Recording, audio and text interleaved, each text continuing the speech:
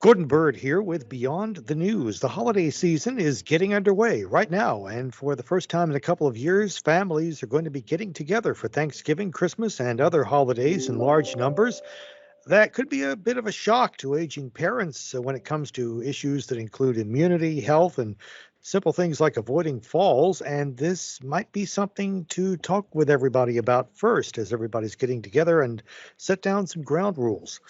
Allison Horsley is going to help us with some advice on how to do that. She is HR Director for SYNERGY HomeCare of Venice, and she also has an extensive background in the nursing field.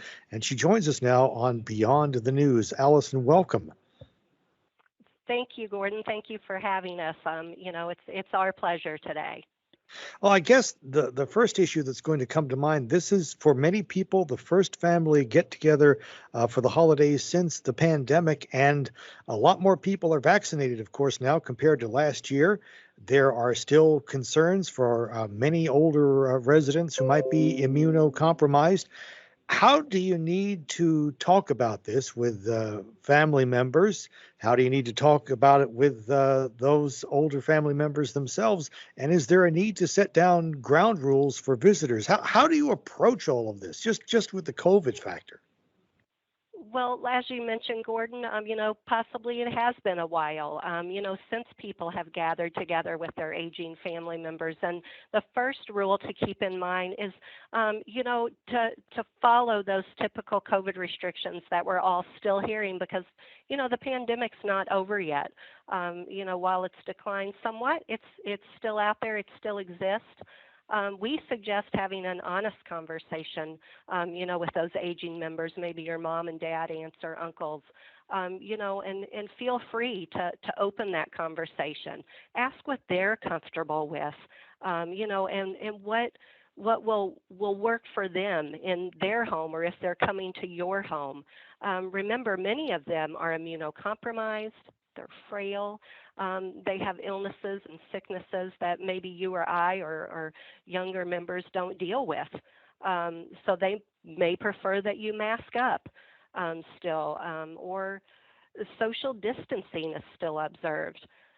Just very important to respect their wishes and to give them that peace of mind and the support that they need, not only physically, but emotionally. There's been a lot of battling in the political arena about masks and vaccines. And like a lot of other politics, it's something that tends to spill over into the holiday dinner table for Thanksgiving or Christmas. Is there a way to kind of get everybody on the same page about this without slipping into the kind of political sphere that has contributed to many a spirited argument at the dinner table? Yeah, that's a tough one. That's a tough one as we approach because, as you know, we all have different beliefs and different stances, in the political arena. Here at Synergy, we just tell our clients, their family members, and our caregivers to take every precaution, for health and safety. That should be the first step. Just do what is safest for your family member. That includes sanitary precautions, maybe some COVID testing as necessary. If they're reluctant to have the vaccine, just ask them, would you please COVID test for us? Things of that nature. While we can't force anyone into a vaccine or, change their mind possibly, or, we all have our own beliefs again. So we just ask that everyone be as safe as possible and put safety first, whatever that means for you and your family.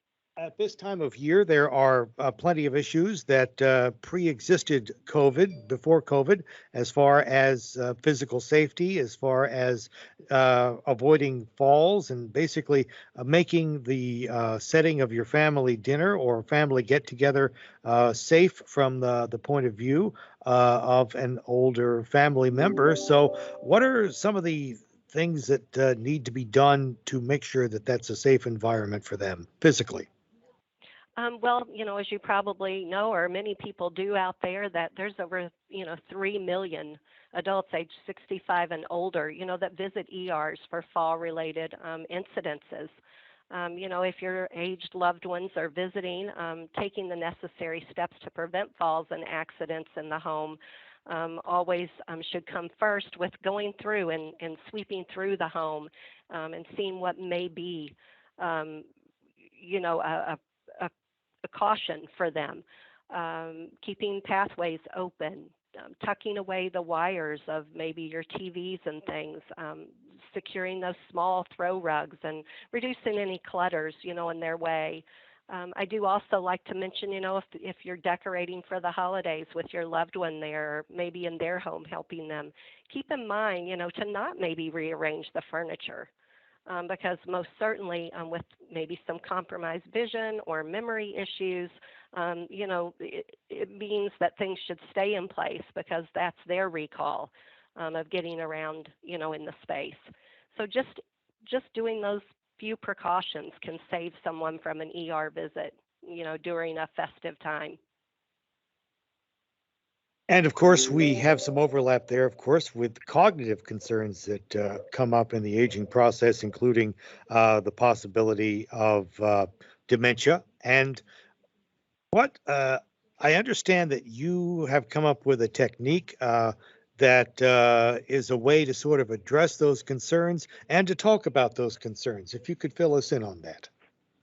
Right, right. Benevolent probing is what Synergy refers to it as. It's a combination, really, of just careful observation and having a considerate conversation, in some key areas of their life, keeping in mind, of course, their dignity, and they want to still feel like, that they have some control within that family unit.